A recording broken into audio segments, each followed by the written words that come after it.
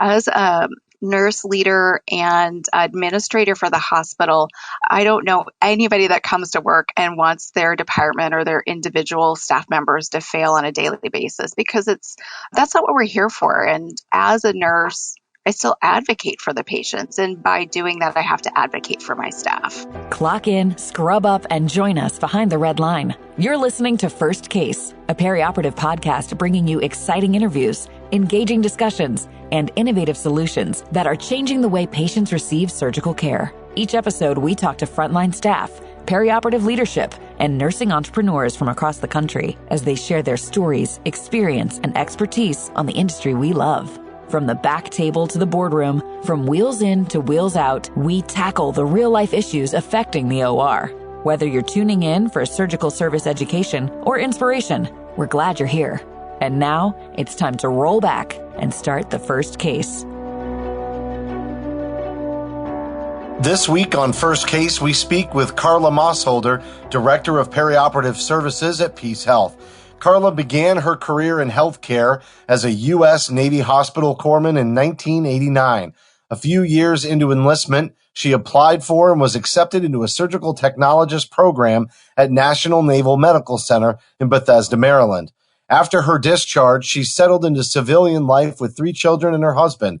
And after working a few years as a surgical tech, she went into sales, but eventually found her way to nursing school.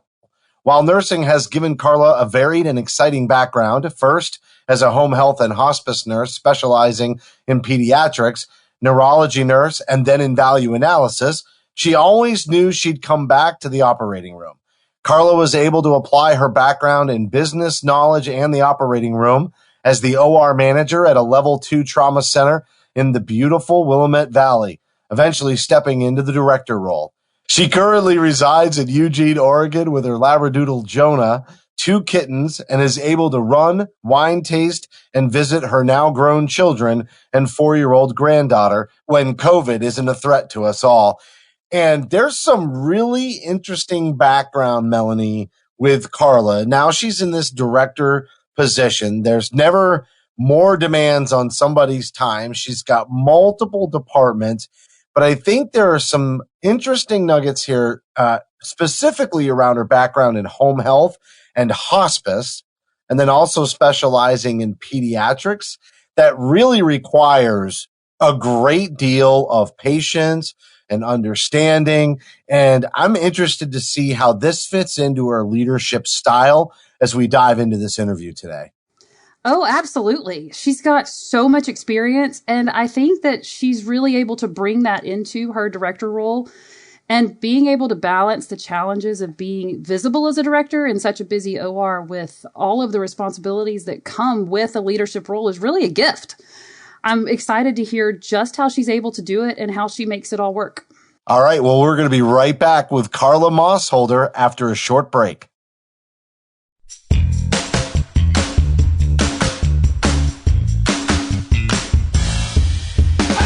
You're listening to the First Case podcast.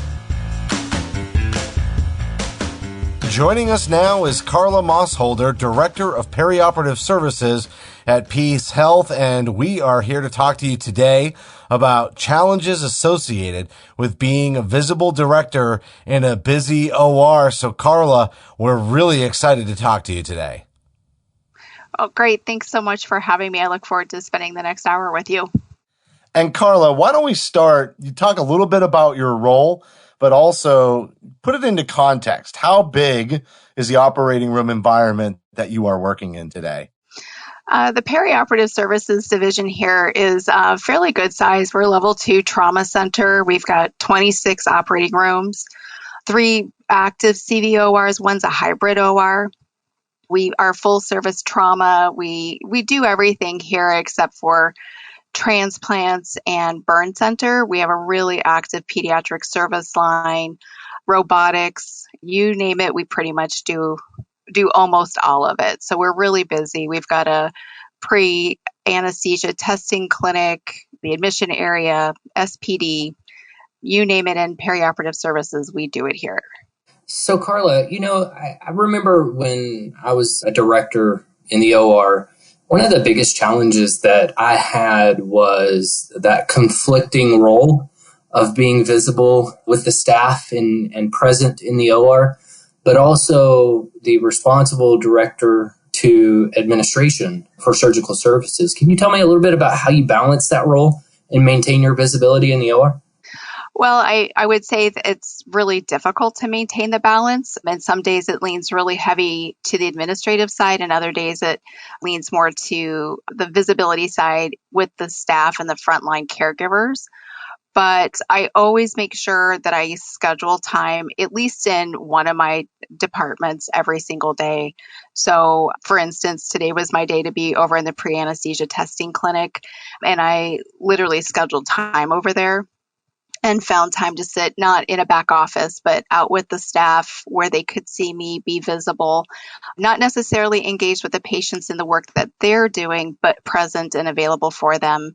And I'm there for their daily huddle during my time there. So that's their time to ask me questions.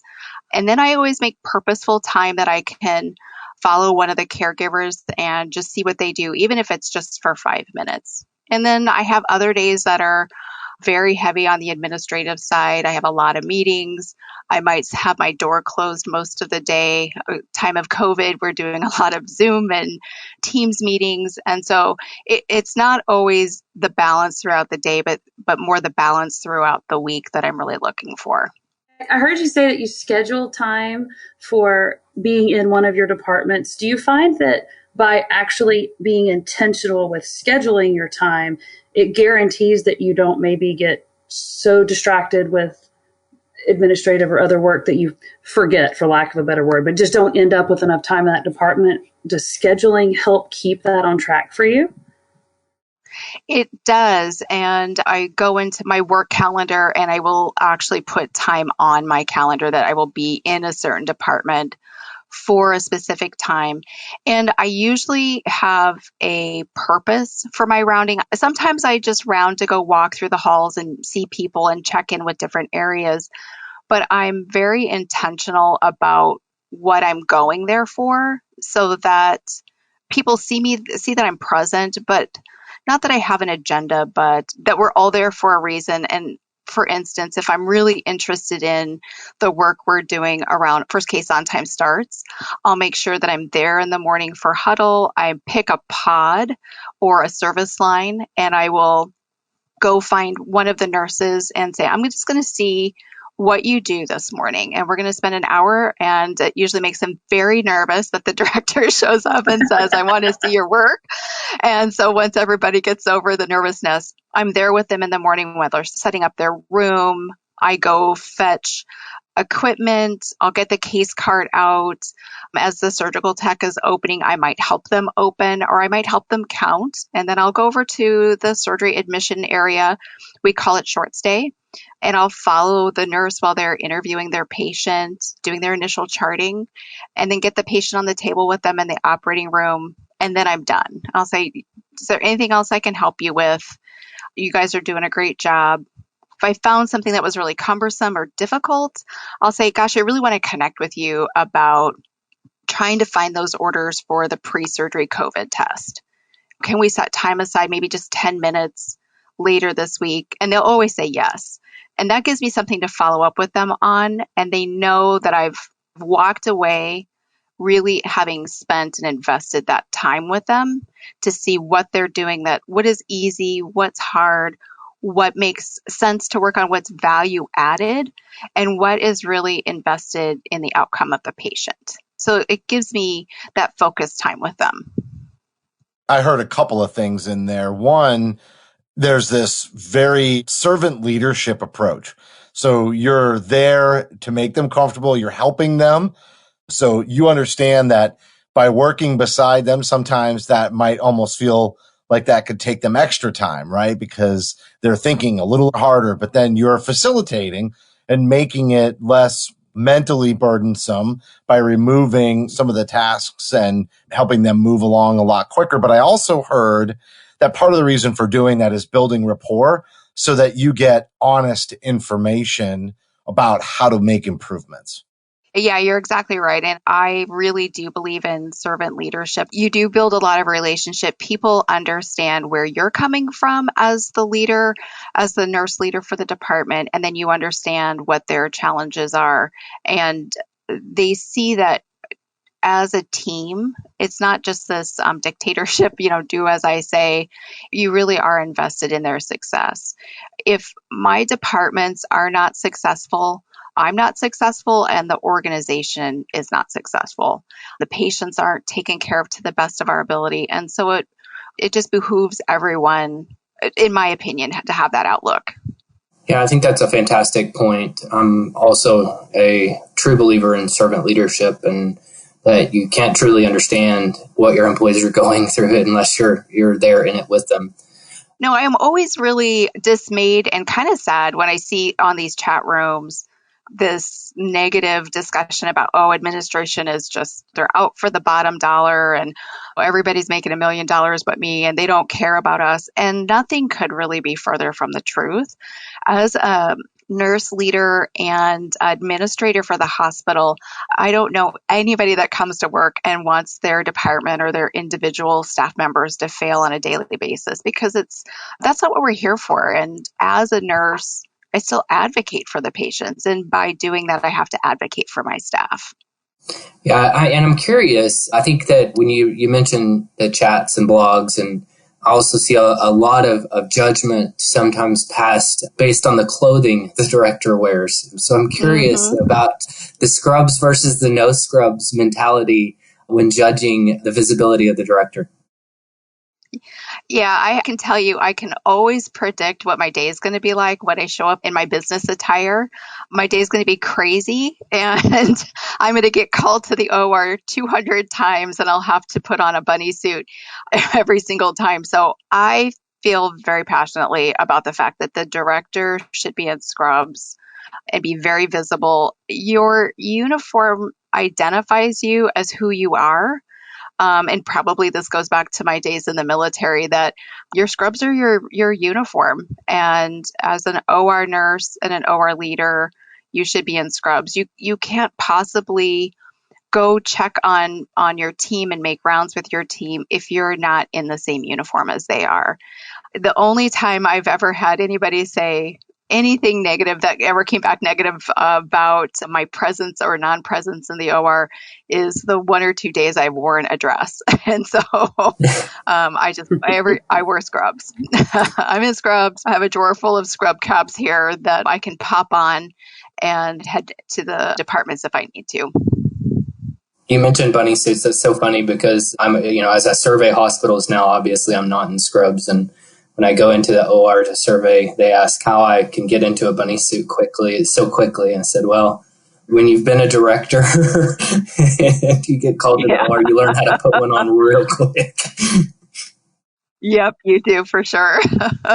But as a staff member, seeing your director in scrubs, wearing that same uniform that you wear, helps you identify that person is there to work alongside you, hopefully, and to be there and help you. And when you talked about being in the OR, actually helping them count or helping them get the patient on the table, helping them open, I mean, yeah, it might make me nervous that my director's in the room with me, but I think it's every circulator's dream to have an extra set of hands and have help and have somebody in there who can identify what their struggles are, what the problems are, but who also sees their team and sees their team working. What are some of the ways that you recognize your staff, or the different maybe methodologies you might use to recognize the hard work that the staff in the OR does? So we have a couple of different ways that we do that here. We have a kudos board that the Unit-Based Practice Council uses. They collect kudos cards, is what they're called, on the board, and then we draw an employee of the month once a month, and that goes through the UBC Council. I personally keep a stack of thank you cards in my desk, and I look for kudos from surgeons. I look for turnover times that were quick and efficient. I look for patients that send me occasionally a kudos or a thank you notification that comes up either by our Facebook page. I look for any reason to tell the staff they're doing a good job. I truly believe that people will rise up to the occasion, or they'll rise up to the level that you boost them to. So if you have a team that you're continuously saying, we've got this problem, this isn't working out well, first case on time starts are terrible, we never get in the room on time, they'll always work to that. But if you're constantly telling them what they're doing good and what they're good at, they'll keep looking for ways to be successful. And so just by sending them a card, or I've even forwarded on emails to our executive team and said, the team would really appreciate a thank you card. And they're very proactive about recognizing the staff as well. I had a nurse that came to me one day and she said, I got a card from our COO in the mail. I didn't even know she knew where my address was, or how to find it. And they love it, and they just rise to that. So we find anyway, I make sure that every so often, perioperative Nurses Week is a good time to do it. SPD Week, I'll go out and buy cupcakes and a card and just say thank you for all the hard work that you do. And we have to be sure to remember the night shift as well. So I make sure we have it set aside for the night shift. And I'll come in early sometimes around 4 or 5 o'clock in the morning to see the night shift.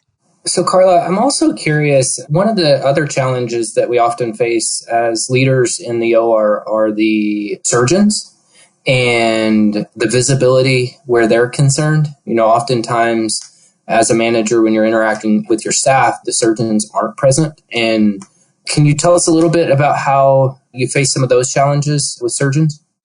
I do a couple of different things with our surgeons. And as a surgical services director, you aren't just looking at the nursing outcomes and nursing administration level. You're also looking to grow your business.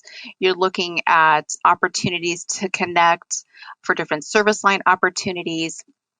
So I make a couple of different pathways for my surgeon groups. One, when I make rounds in the operating room or in the short stay unit, or PACU, I make sure I'm there at different times that I can connect with the surgeons. Short stay is not always the best place to do it because they're coming in, they're doing site markings and checking for consents and H&Ps. So they're a little bit distracted, but I will make contact with one or two of them and just say, hey, I'm just checking on you. Do you need anything? No, I'm good.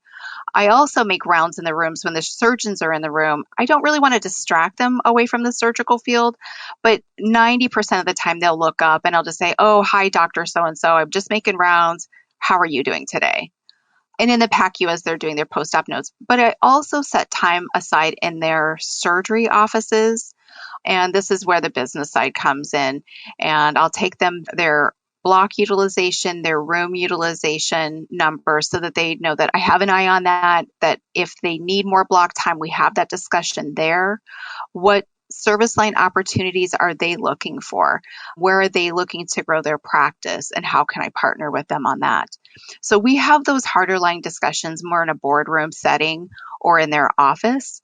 And then I set time aside on a regular cadence with them that if there are follow-up items, action items, that we are connecting about those. Specifically, capital equipment would be a good example.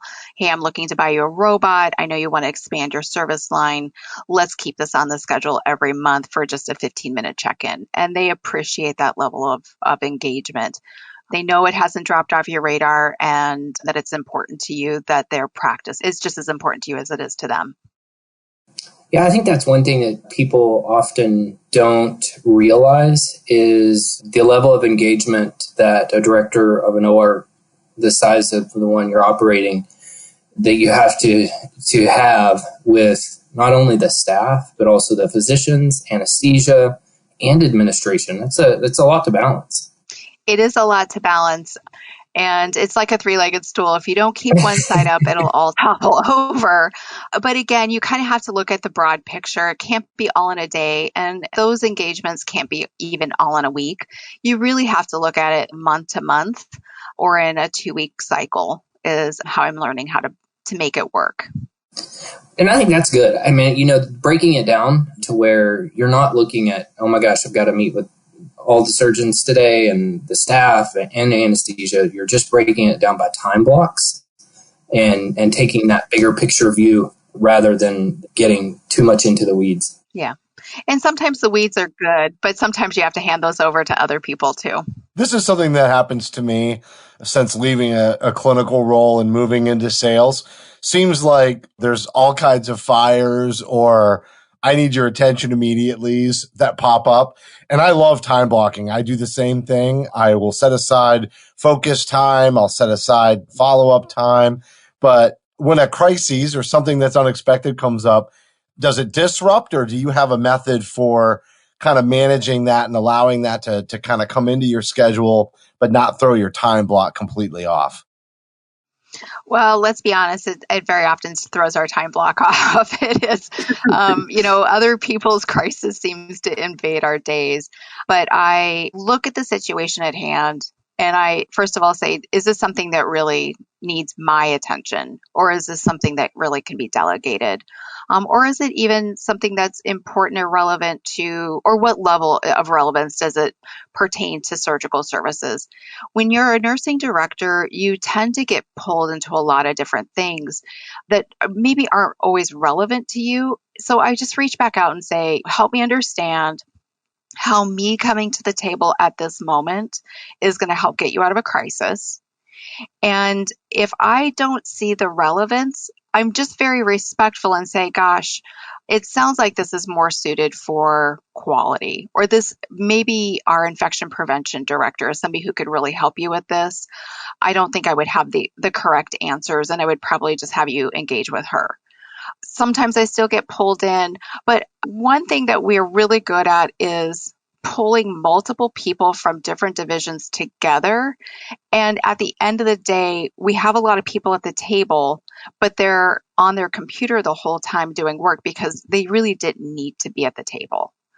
And so identifying swim lanes, identifying who we can delegate to, and getting the right people at the table gets the action items clustered together sooner and get you across the finish line a lot sooner than you would be if you had the wrong people at the table. Definitely. I can see how really picking and choosing, I guess choosing your battles is, for lack of a better phrase, but really saves your time in the long run and helps you devote it to where it needs to be. And speaking along those lines, the pandemic is, the main conversation, I think, topic piece that everybody's talking about in 2020. And ORs it's have all definitely things COVID. Yeah, all things COVID. And OR was definitely, I know my OR was affected by it with elective surgeries being canceled for a while. How do you manage to stay connected with staff during this pandemic with the stress of everything that we've had to deal with because of COVID? How have you managed to keep connected to everybody? Boy, it's really tough. A lot of people have heard Brene Brown say we're hardwired for connection, and it's so true. And especially when you are connected to your staff and you know some of their stories and know them from a human level, you want to maintain that connection.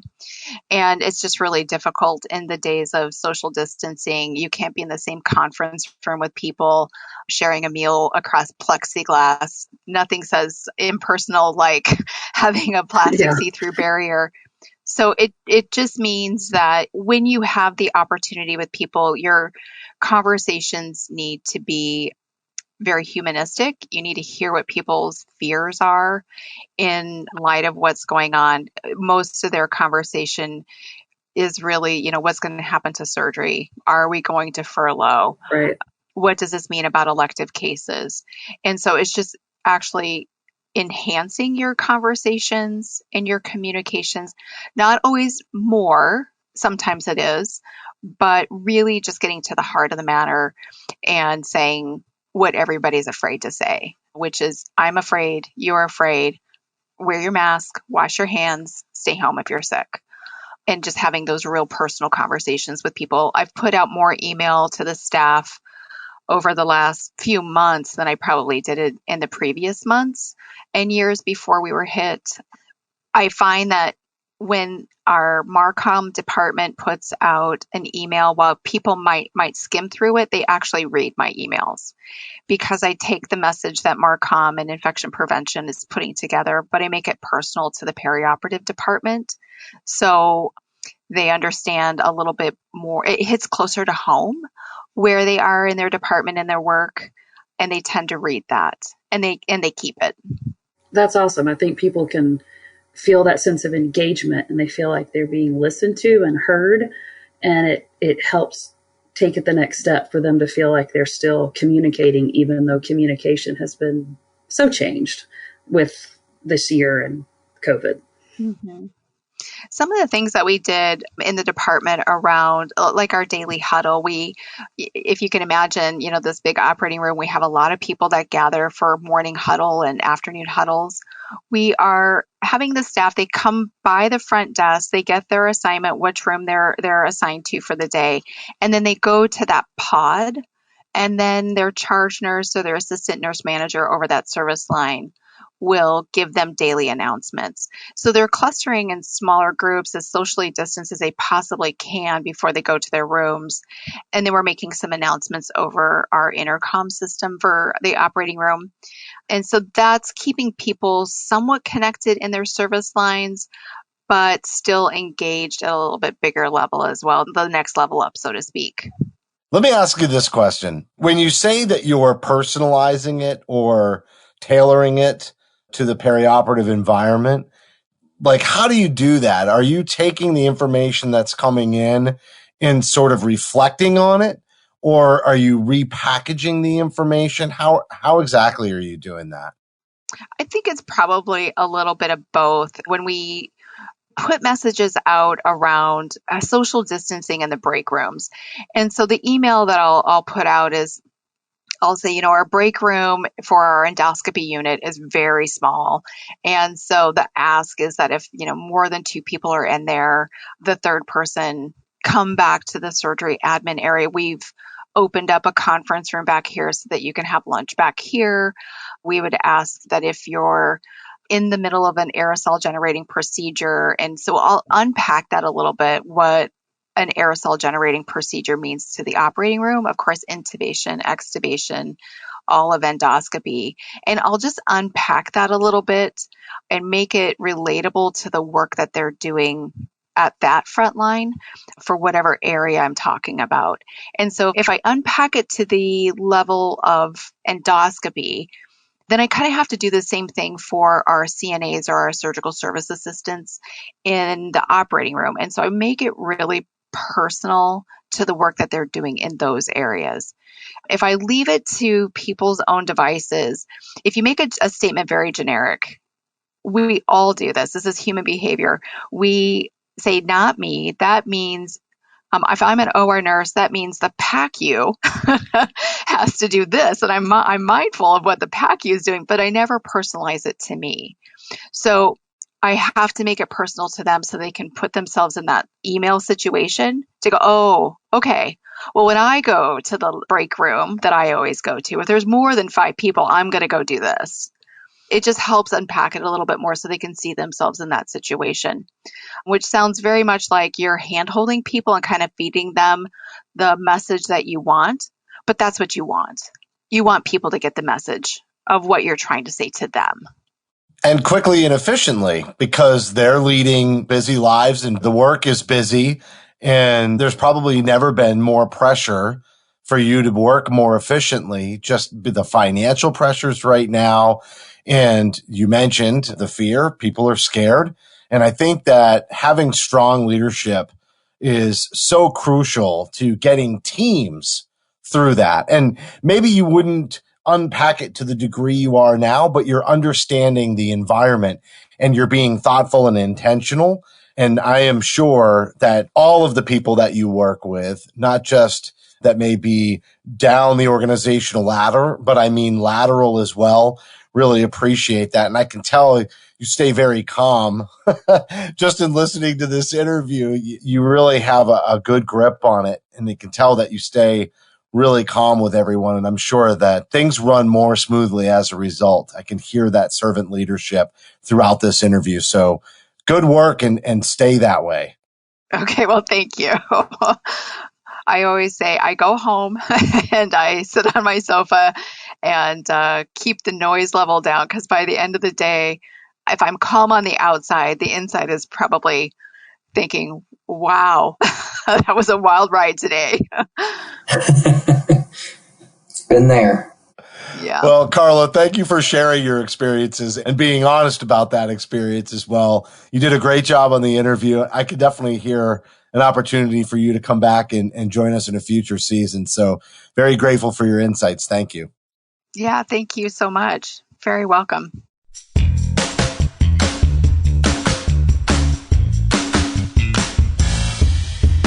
That was Karla Mossholder, Director of Perioperative Services at Peace Health. And I'll tell you what, Jeremy, the thing that really sticks out to me is her style, the way that she engages her team, the way that she gets involved. And I can tell you, there's nothing worse than going through the motions in any job, but especially one where you're in a leadership position, as Karla is as a director, and so much pressure for her time. She has to be very skilled at disarming people so that she can get information that helps her make good decisions to lead all the departments that she's responsible for. And that is, I'm not even sure that that's a teachable skill set. It's something that maybe gets enhanced with practice and good mentorship, but it's got to be something that's really in your heart to be great at. I agree with you, Justin, that it goes back to the servant leadership. That is something that is very difficult, in my opinion, to teach individuals. You either have a passion for it or you don't. And you can definitely tell through talking with Karla that she is passionate not only about patient care, but about her staff, her physicians, and her leadership role. And you just can't teach that in an individual. You can, like you said, enhance it at times, but you really do have to have that passion. And it's evident through that interview that she's definitely passionate about what she does. And genuine. And that authenticity is so critical. But that's going to do it for this week's show. As a reminder, you can help support First Case by subscribing on iTunes, Stitcher, Google Play, and Spotify. We'd certainly appreciate a rating and a review because your feedback is important to the show. And on behalf of Jeremy, Melanie, and myself, thank you for listening to this episode of First Case.